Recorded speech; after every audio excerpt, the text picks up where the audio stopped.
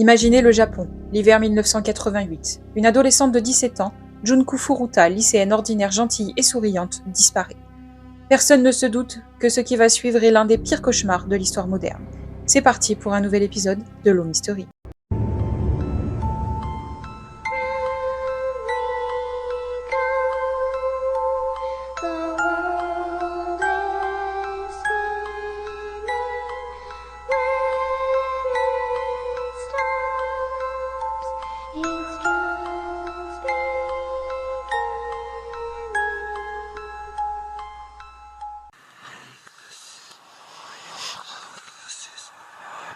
Junko avait 17 ans et était lycéenne dans la préfecture de Saitama.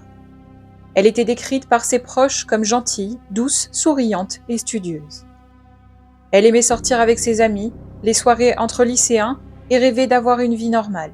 Elle avait une famille aimante, avec des parents attentionnés qui ne se doutaient pas du danger qui la guettait. Très respectueuse des autres, elle était connue pour son sens de la justice et son empathie. Sa gentillesse et sa confiance en les autres ont malheureusement été exploitées par ses ravisseurs.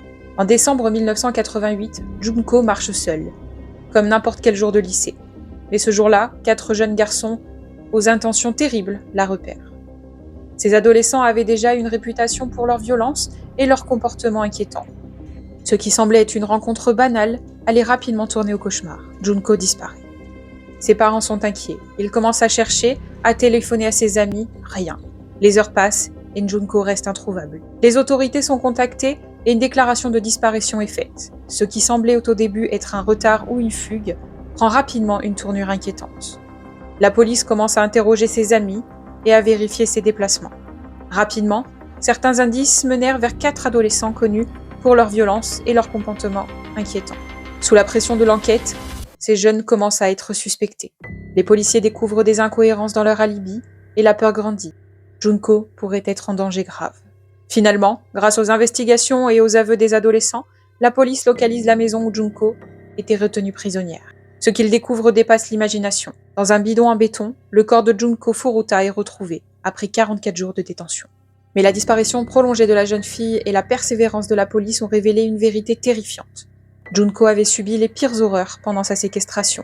Pour comprendre l'horreur qu'elle a subie, la police s'appuie sur plusieurs sources. D'abord, les aveux des ravisseurs, qui racontent progressivement ce qu'ils lui ont fait, jour après jour.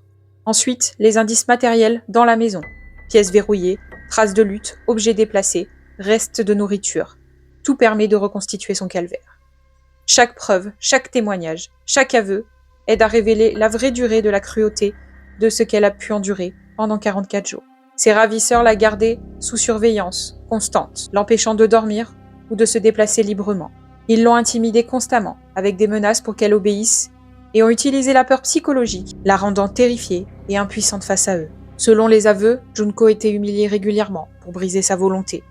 Elle devait suivre les ordres des ravisseurs, et toute désobéissance entraînait des punitions. Les aveux et l'enquête montrent que Junko subissait des violences physiques répétées. Elle a été frappée à de nombreuses reprises, parfois avec des objets, forcée à rester dans des positions inconfortables ou humiliantes pendant des heures.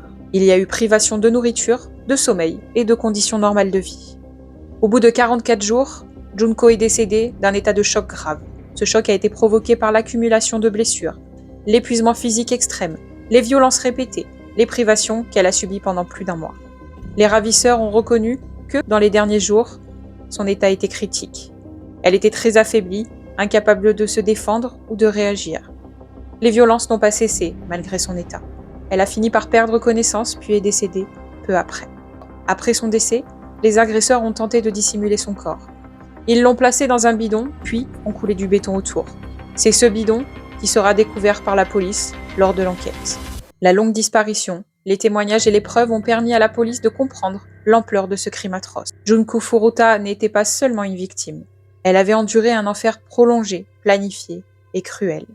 Les 4 adolescents sont arrêtés et jugés. Comme ils étaient mineurs, leurs peines seront réduites, provoquant l'indignation publique.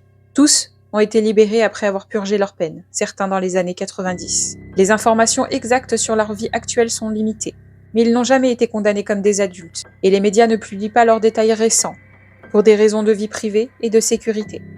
Leur libération a suscité une controverse continue, car beaucoup considèrent que la justice n'a pas été proportionnée à l'atrocité du crime.